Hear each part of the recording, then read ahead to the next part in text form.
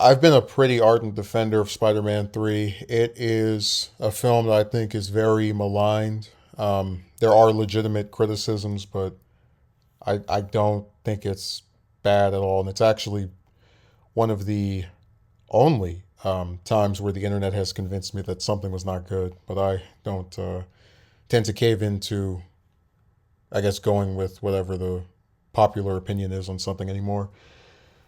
So back when Spider-Man 3 was either in development or after it came out, Sony publicly revealed plans for a Venom spinoff. Now, this was always very confusing to me because Venom died in Spider-Man 3. A lot of people did not like Topher Grace as the character, and after the Raimi verse ended with the cancellation of Spider-Man 4, Sony eventually got around to retooling this into their Amazing Spider-Man series, which after that got wrapped up abruptly, they then retooled it into the Venom film that came out in 2018, which was largely divorced from any direct references to Spider-Man, I think to the detriment of that series, but I digress. But I started thinking about what would it have been like if we actually did get a Venom film set in the universe of the Raimi films.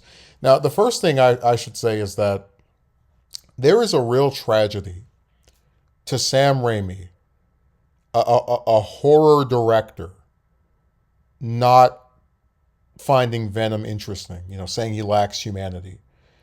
Because Venom, the symbiotes and just a lot of the more, I guess, violent aspects of that character really go well with Raimi's style.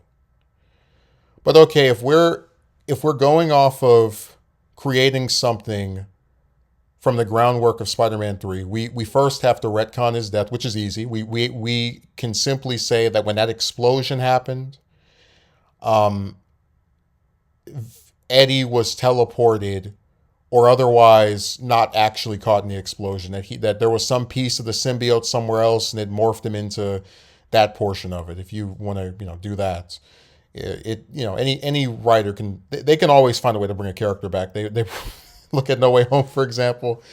But yeah, in my mind, the way this works is that the movie would start off with Eddie in jail after being relocated. And I should say, I would have Maguire cameo, probably have like 2-3 scenes of Spider-Man just because I think it's an important backdrop. He's not going to be some big, huge player, but he's going to have a role. I'd start the movie off with him being found alive by Peter. This is shortly after the events of Spider-Man 3. And he gets transported to jail with Cletus Cassidy as his fellow inmate. Now, the symbiote, after maybe a few days, breaks him up. But before he gets broken out of jail, he's talking to Cletus. We're hearing, all this stuff from Cassidy about how he can't wait to get out and just rip people to pieces. All the types of things you hear from a serial killer. And when the symbiote breaks him out, a piece of it gets left behind. Now, there are a lot of people, let me just interject this, who have this problem with Venom.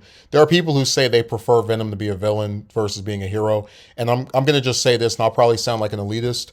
There is a very strong correlation between people who don't read comics saying that they like Venom better as a villain, and the people who have that opinion.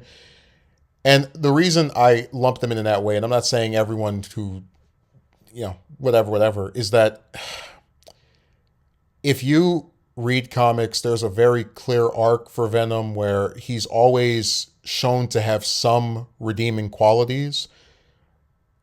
And the point of Carnage being introduced was to give Spider-Man a version of Venom who has none of that, who has like no humanity, just pure evil, reckless monster. So they basically want Venom to just be Carnage again. Like just make Carnage just two of him.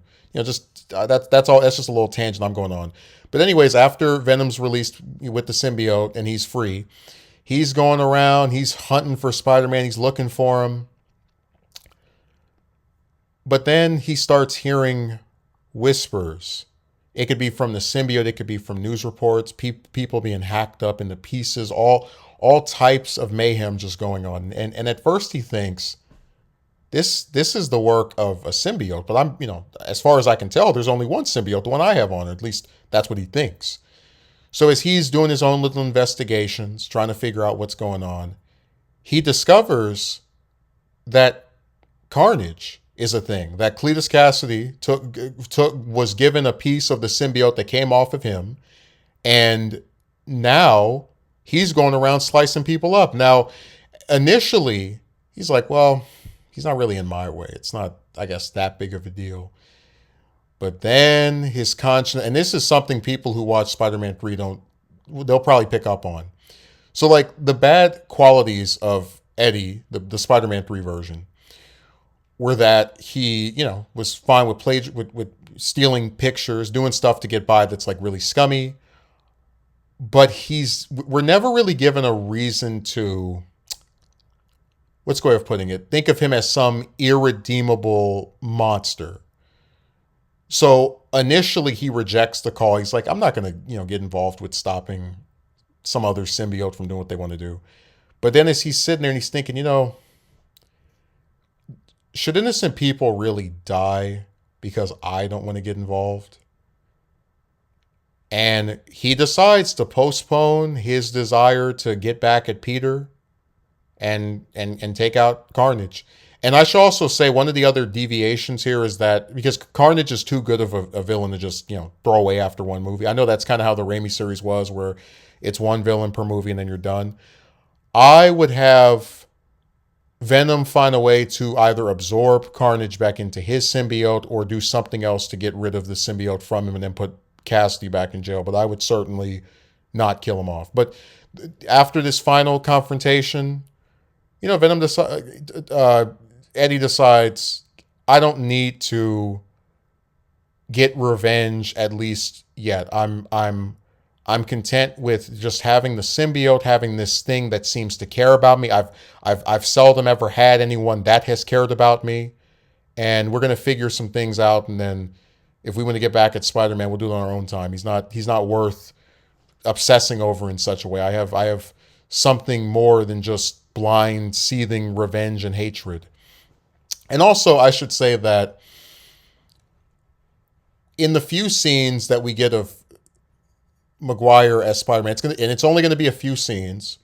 In that original first scene, I have the idea of, Eddie's like begging, hey, please don't send me to jail. I won't survive in jail. And then Peter would make a reference to, Harry didn't survive either. And then Eddie's like, who are you talking about? And it's only while he's in jail that he realizes, I killed an innocent man. I killed someone who's never done anything to me, who wasn't just someone that their worst offense was trying to stop me from killing their best friend. And that would actually be a recurring thing that weighs on him because he does have a conscience. Again, all the scummy stuff he does in Spider-Man 3 up before that, when he doesn't have the symbiote, is largely inoffensive to actually hurting other people. So when he has that morality take in of like, hey, someone died by my hand, that's when he realizes, okay, that this is what makes me different from Carnage. And this is why if, Spider-Man is unaware or preoccupied or whatever the hell, I need to get involved. So there you go. That's my idea for Sam Raimi's Venom. I think you could probably make it PG-13 because you don't have to show... Like, the problem is we're talking about a movie that in all likelihood would have come out in either the late 2000s or the mid 2010s at the latest, right? Like early 2010s. And this is before Deadpool, rated R Deadpool came out and made a bunch of money. So Sony might balk at the idea of doing a rated R superhero film, which is why I said if they wanted to censor it, there are ways to tell this story and not have, just body parts spraying all over the place. But really, I want it to be a tale of redemption and people thinking that they're bad and then realizing they're either good or not as bad as they thought they were.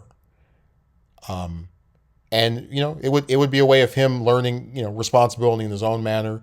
And one of the things Arad said really quickly before we wrap this up that I thought was interesting was he wanted Venom to be what Wolverine was for, like, he wanted Venom to be for the Raimi series what Wolverine was for the Fox X-Men series.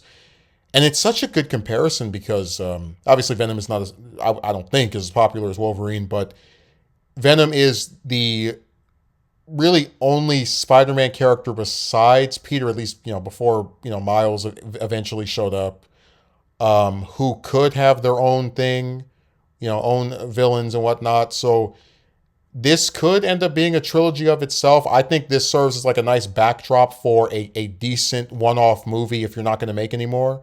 And again, the character as he's presented in Spider-Man 3, all you have to change is his death, and most of this can stick. Most of the foundation from that film can be applied here. So that's my take. Thanks for watching.